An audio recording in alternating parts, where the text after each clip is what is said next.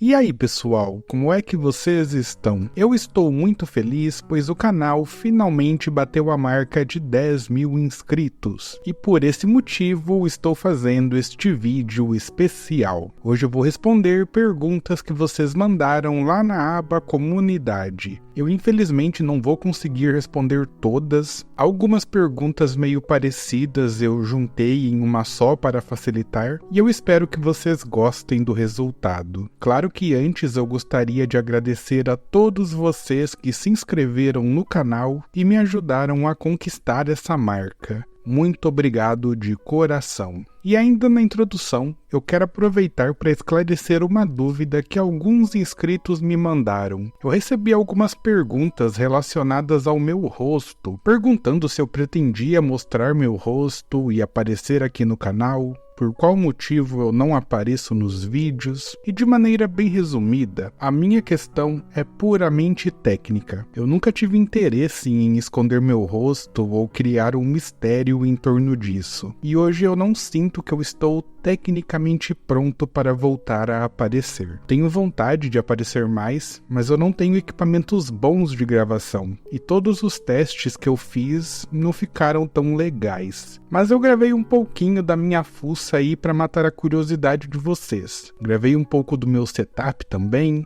com essa cadeira gamer maravilhosa, e eu tenho como objetivo de 2024 aparecer mais aqui no canal. Eu quero adquirir equipamentos, montar um espaço bacana de gravação, mas até lá eu vou continuar fazendo os vídeos no formato que vocês já conhecem. Esclarecida essa dúvida, bora responder o restante das perguntas. Qual foi seu primeiro contato com o tema Lost Media e o que te atraiu para esse universo? Meu primeiro contato com o tema Lost Media foi em uma época em que eu nem conhecia esse termo. Eu sempre fui muito vidrado em coisas antigas e sempre tive uma boa memória relacionada a coisas que eu via quando criança. Então, quando eu tive acesso à internet, eu comecei a ir atrás de diversos materiais que eu gostava. E eu sempre tive uns gostos meio estranhos. Por exemplo, eu sempre amei assistir comerciais de TV, chamadas de programação e essas coisas. Então eu acabava caçando essas coisas na internet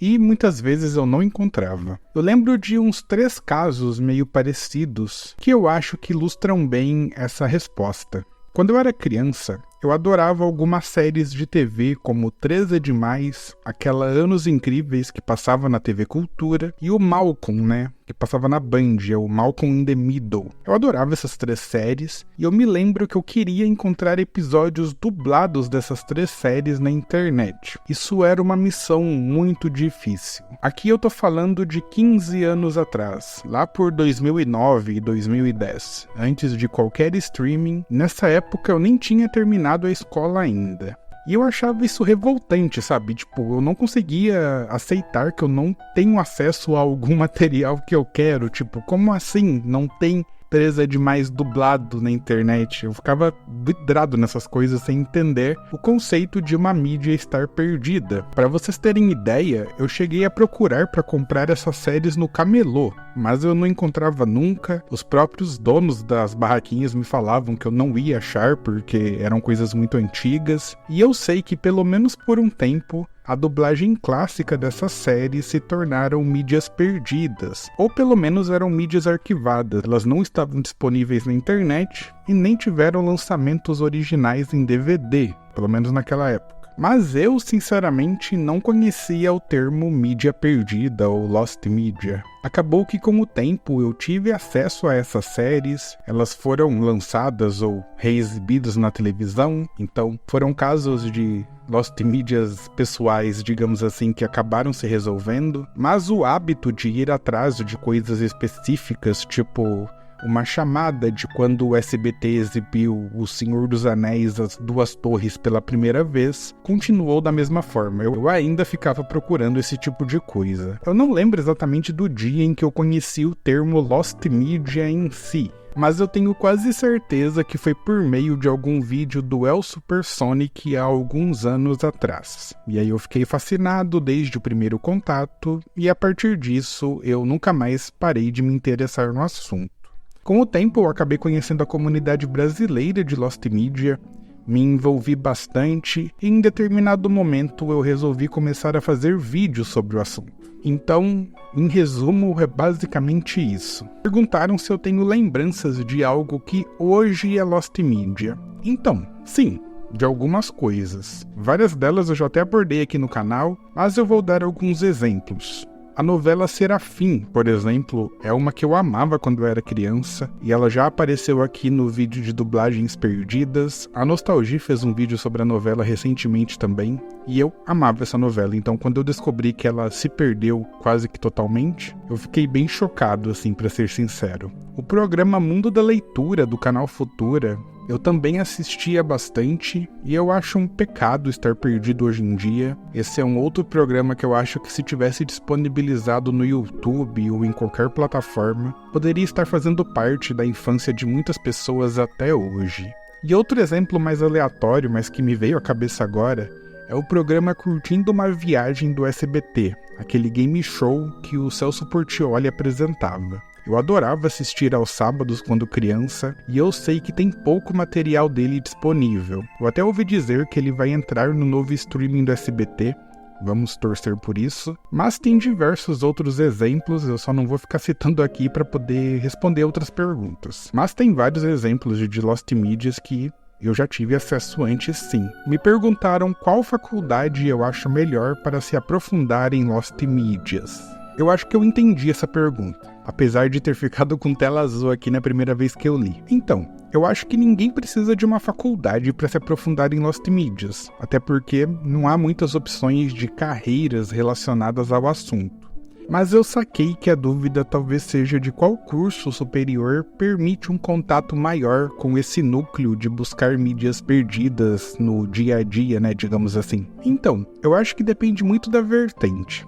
Eu, por exemplo, sou formado em Publicidade e Propaganda, que é um curso que não tem muita conexão com Lost Medias em si, de maneira direta, mas ele me ajudou muito na hora de aprender a criar conteúdo para a internet e a me interessar por pesquisa, principalmente de tópicos relacionados a produções audiovisuais. Então, se a sua ideia for criar conteúdo sobre o tema, essa pode te ajudar na hora de mesclar o que você aprende lá dentro com o seu projeto pessoal.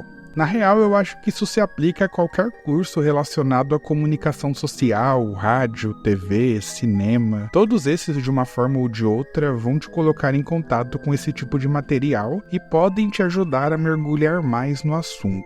Agora, se você quer realmente atuar com algo que se conecte com busca de coisas perdidas, eu recomendaria talvez um curso de história, que aí no curso você pode se especializar em recuperação de mídias antigas. Talvez algo nesse sentido pode ser interessante, mas são só sugestões. Eu realmente não sei se dá para usar o interesse por Lost Medias como base para definir um curso, mas eu dei algumas sugestões pelo menos para você ter um norte. Me perguntaram qual foi o vídeo que eu mais curti produzir. Eu vou escolher o vídeo da Lost Media do Gugu Mendigo. Foi muito interessante o processo de produção desse conteúdo. Foi em uma madrugada qualquer que eu decidi procurar mais sobre o programa, e aí eu acabei acessando acervos online dos jornais. E aí eu fiquei horas e horas lendo diversas matérias sobre a guerra de audiência na TV brasileira dos anos 90, e aí, em determinado momento, lá pelas 2 da manhã, sei lá, eu acabei caindo em uma matéria que citava a Lost Media em si, mas que também relatava tudo o que aconteceu naquele mesmo dia. Logo, eu consegui encontrar trechos de outras matérias que foram exibidas naquele programa na internet mesmo, disponíveis até hoje. E quem viu se lembra que entre essas matérias tem até um trechinho obscuro onde o próprio Gugu menciona essa reportagem do Mendigo. Então descobrir tudo isso foi muito empolgante. Eu lembro que eu anotei tudo, já fui montando o roteiro e eu sabia que havia encontrado algo diferente. Então quando eu vi o resultado final, eu fiquei bem satisfeito e foi muito massa de produzir. Me perguntaram qual é o meu anime favorito e por quê, excluindo Miyazaki e Takahata. Quem fez essa pergunta realmente me conhece bem, porque se não tivesse esse adendo, eu provavelmente ia citar vários filmes do Estúdio Ghibli.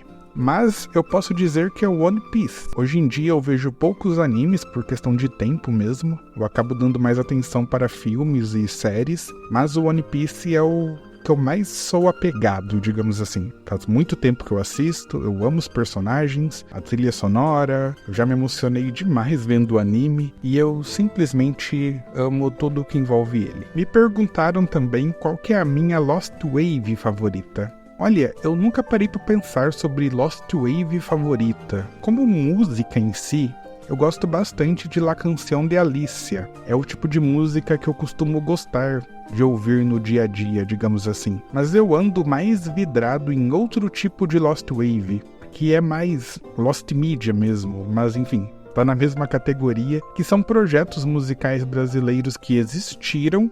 A gente sabe quem são os responsáveis, então não é aquela coisa de olha essa música, quem é o compositor, quem é o autor.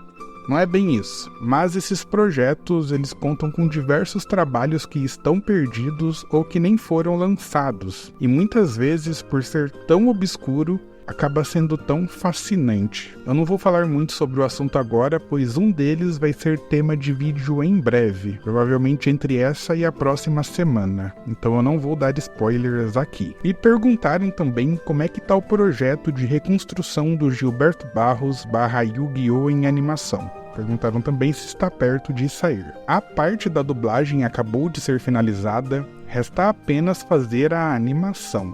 Mas esse é o processo mais complexo, até porque está sendo realizada de forma totalmente independente. Então não há um prazo específico para o material completo. A ideia é lançar ainda em 2024, mas não dá para garantir uma data. Eu até acho que vou pedir para eles uma prévia, pelo menos do áudio, para mostrar aqui para vocês verem como é que tá ficando. Aí pessoal, eu consegui essa prévia, porque já tá pronta a parte de áudio, né? Então eu pedi para eles recortarem uma parte e já disponibilizarem aqui. Então eu vou dar play e depois eu já vou passar para outra pergunta.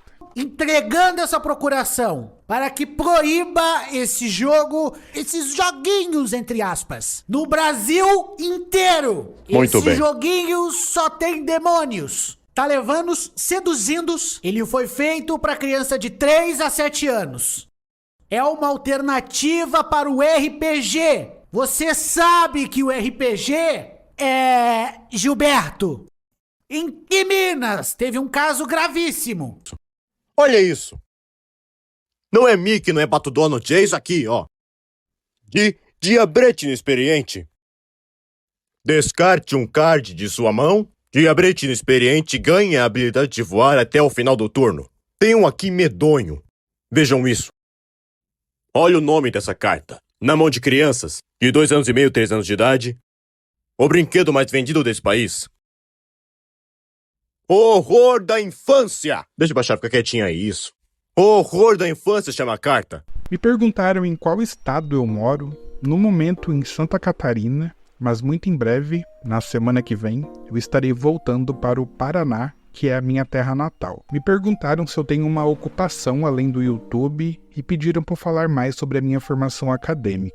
Sim, hoje o YouTube gera um dinheiro extra que ajuda sim nas minhas contas, mas definitivamente não é o suficiente, pelo menos não ainda, para sustentar os gastos de uma pessoa adulta. Como eu já mencionei anteriormente, a minha formação acadêmica é em publicidade e propaganda. Eu me formei há mais ou menos 6 ou 7 anos e eu confesso que eu entrei nesse curso por ele ser o mais próximo que eu encontrei relacionado a cinema, rádio e TV, pelo menos onde eu morava. Então o meu objetivo sempre foi cursar, estudar e trabalhar nesse ramo, mas como no interior do Paraná não havia essa possibilidade, a publicidade e propaganda acabou sendo o mais próximo disso. E eu sempre me interessei e tive uma aptidão muito boa por redação. Então eu sabia que esse curso poderia não apenas me ajudar a aprimorar essa habilidade, como também ter contato com outras áreas que se relacionam na comunicação. Eu acabei me concentrando em me desenvolver na área de redação mesmo, com foco para a redação de artigos longos e roteiros. Eu trabalho há basicamente 10 anos nessa área, tenho bastante experiência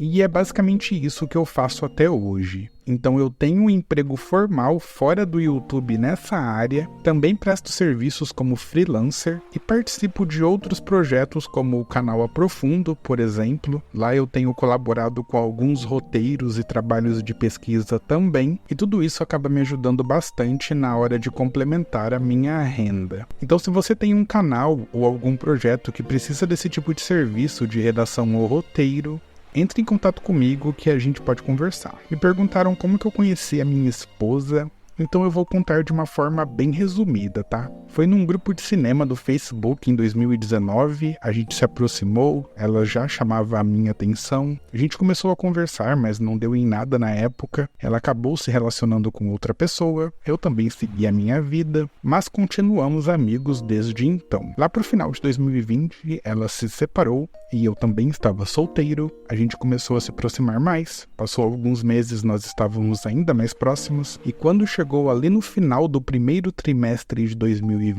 a gente começou a namorar. No final de 2021 já estávamos morando juntos, no ano seguinte noivamos, em 2023 nos casamos oficialmente, e estamos juntos e felizes até hoje. Já faz 3 anos e eu espero que seja pra sempre. Me perguntaram se eu tenho uma dublagem favorita. Eu gosto muito da dublagem de Todo Mundo Odeia o Chris. É o tipo de série que eu não consigo assistir se não for dublado. Eu acho engraçado demais. E até hoje eu assisto Todo Mundo Odeia o Chris quando eu vou almoçar. Me perguntaram se eu já pensei em trazer Lost Medias de jogos de países diferentes como Coreia do Sul, China e Índia pro canal. É uma excelente sugestão, eu anotei e vou pesquisar mais sobre o tema. Me perguntaram se eu tenho tatuagens, e sim, eu tenho 3. Uma Triforce de Legend of Zelda, que eu fiz quando eu completei 18 anos. Uma do Banguela, do Como Treinar o Seu Dragão, que é a minha franquia favorita da DreamWorks. E uma inspirada no Estúdio Ghibli também, que é meu estúdio de animação favorito.